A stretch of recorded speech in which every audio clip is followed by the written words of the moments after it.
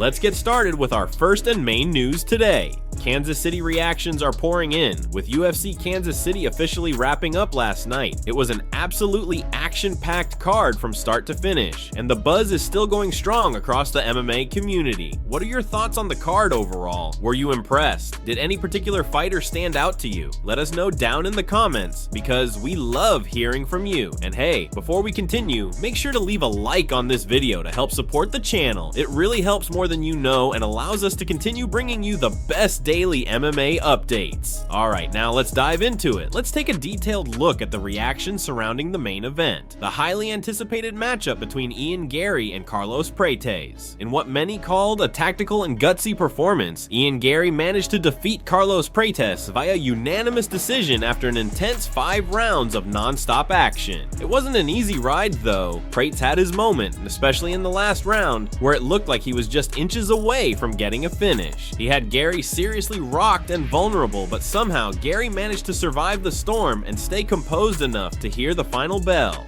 After securing the win, Ian Garry grabbed the mic and made a major announcement, revealing that he is now the official backup fighter for the upcoming welterweight title fight between Belal Muhammad and Jack Della Maddalena at UFC 315. That's a huge step forward for Ian Garry, signaling his rise as a serious contender in the stacked welterweight division. But enough from us. Let's jump into what the community and MMA personalities had to say about the fight and Ian's big announcement. Now on to the community reactions. First up, we have none other than the notorious himself, Conor McGregor, who kept it short and sweet, simply saying, "Great fight." If McGregor himself is giving you props, you know you're doing something right. Next, Full Send MMA chimed in with a more critical but still playful take. They posted a reaction clip titled "Walking Buckley reacts to Ian Machado Garry versus Carlos Prates," where they said, "Ian, stop messing up. You're making mistakes. You're gonna get knocked out. We need Buck versus our first pay-per-view. Don't mess it up, man." Clearly, Full Send is rooting for Buckley to stay on track and eventually clash with Garry in what could be a massive event. Then we had a couple of interesting comments from Belal Muhammad, who's obviously got a vested interest now that Garry could end up facing him. Belal said, "Prates still got gas in the tank. Maybe the cigarettes aren't bad." A little jab there, referencing the known rumors about Prates being a smoker. He also added, "Great fight." So even Belal recognized the war that unfolded in the octagon. Henry Cejudo, former double champ, gave his reaction, expressing some disbelief. He posted, "I can't believe Prates didn't finish Ian Garry in the last minute. Unbelievable." And honestly, a lot of fans felt the same way. It really looked like Garry was on the brink of defeat there. Terrence McKinney, another exciting lightweight prospect, also commented, "Good win by Garry, but don't get hit by Prates. Bro got heavy hands in every position. That was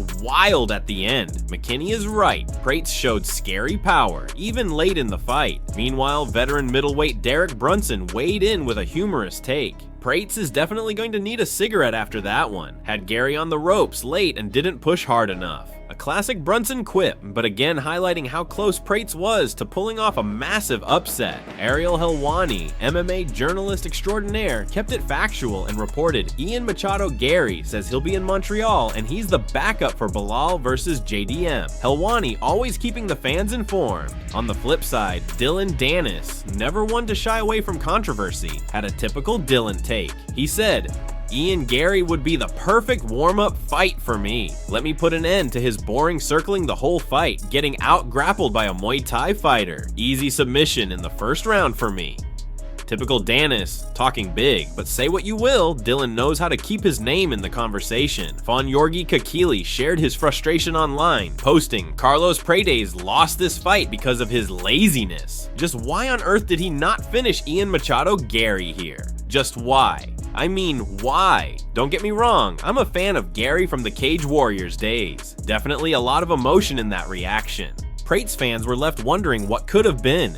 Popular MMA commentator The MMA Guru posted, "Being a boring fighter that tries to avoid combat at all costs is the new best base for MMA." Garry wins a decision against Prates, crumbles like a cookie in round 5 and barely survives. Prates needed a few more ground and pound shots for a finish. Guru is never shy about his opinions, whether you agree with him or not. Daisimu kept it short and relatable.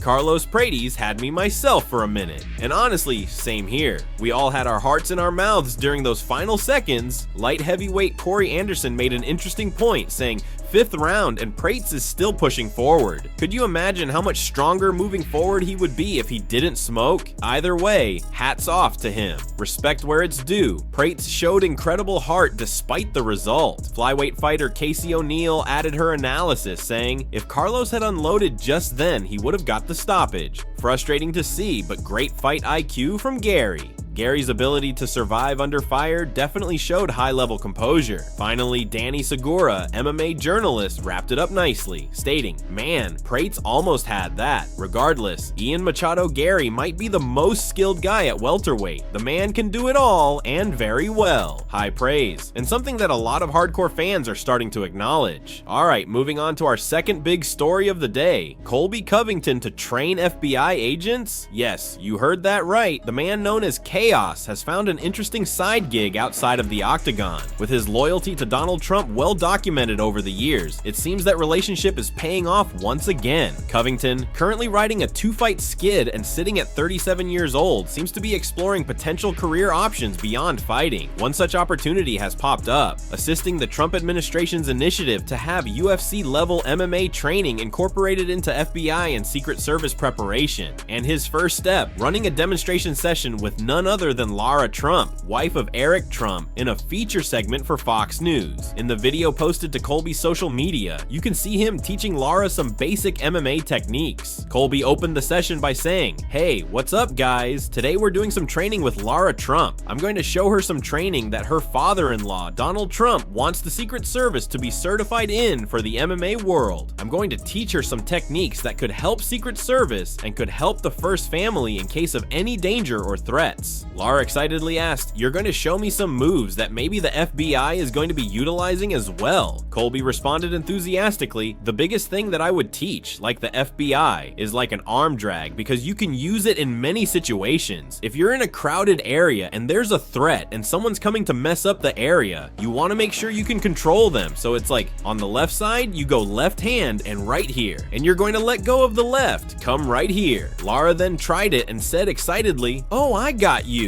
Colby continued, demonstrating further. "And then sometimes you're going to go right here, so you can control the wrist. Like, how is someone going to be able to grab a weapon or do anything if you control their wrist?" Lara eagerly asked to try again, and Colby patiently guided her through the moves. It was a fun and lighthearted segment, but also highlighted how Covington's image outside the octagon is evolving. Whether you love him or hate him, Colby continues to stay relevant both in and outside of the fight game. And that wraps it up for today's breakdown. What did you think of Ian Gary's performance? Do you agree with the community reactions? And what's your take on Colby Covington possibly becoming a martial arts instructor for the FBI?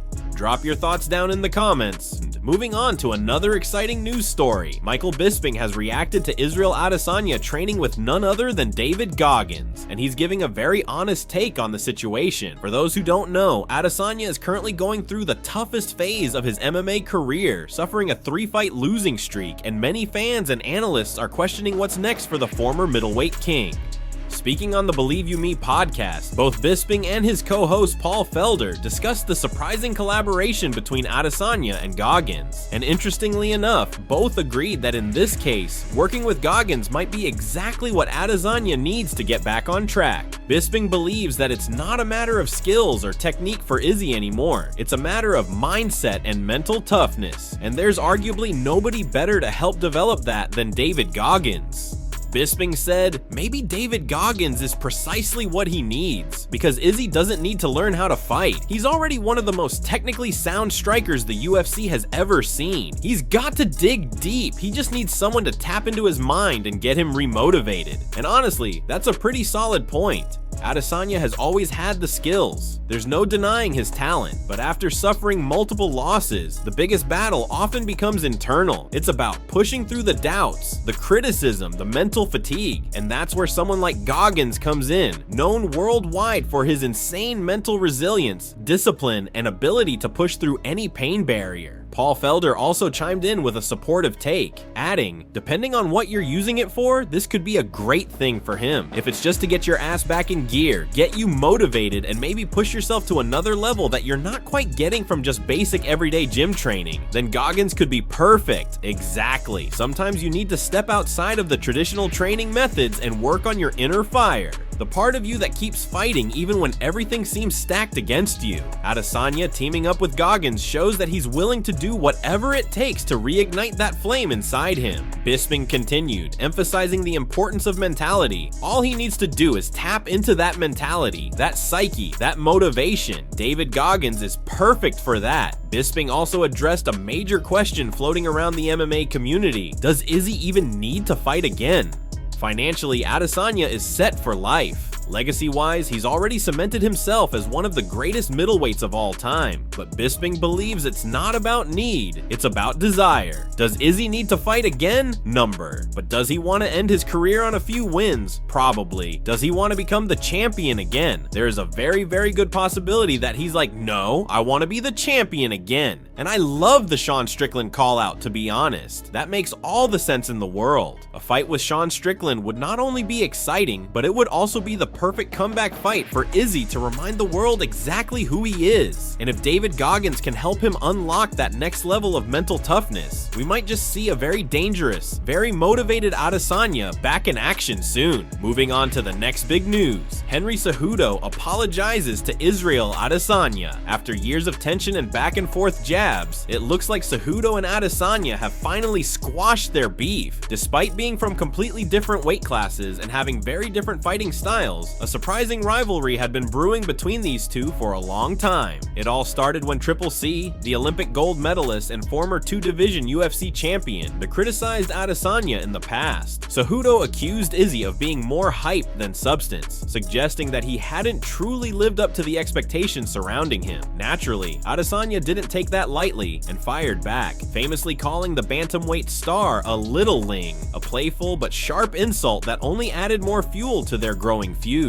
Over the years, the tension between them continued to build. Both fighters would occasionally take shots at each other in interviews, on social media, and in podcasts. Fans on both sides loved the banter, but it was clear there was genuine animosity there. However, everything changed recently when the two finally came face to face on the Pound for Pound podcast hosted by their mutual friend Kamaru Usman. During the conversation, Henry Cejudo took the opportunity to clear the air and apologize for his past comments. In a moment of genuine humility, Cejudo said, "I want to say thanks, man. I hated on you like you wouldn't believe. I know, but haters are your biggest fans, dude, and you've been able to do what you've been able to do without being a wrestler. To me, that's impressive. I can wrestle, right?" Izzy, smiling, quickly responded, "Of course," showing there was already a sense of mutual respect forming between the two.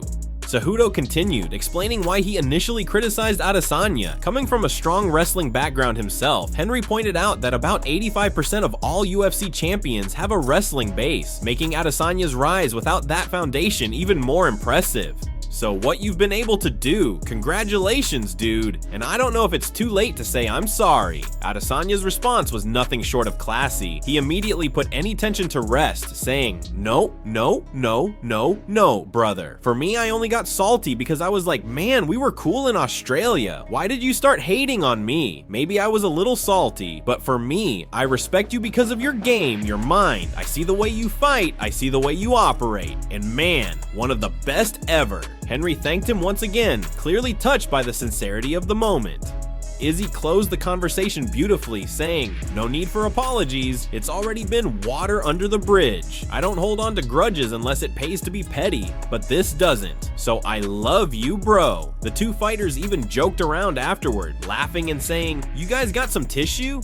It was a rare and wholesome moment in the fight game, reminding everyone that even fierce rivals can put their egos aside, show respect, and move forward with nothing but love and appreciation for each other's greatness.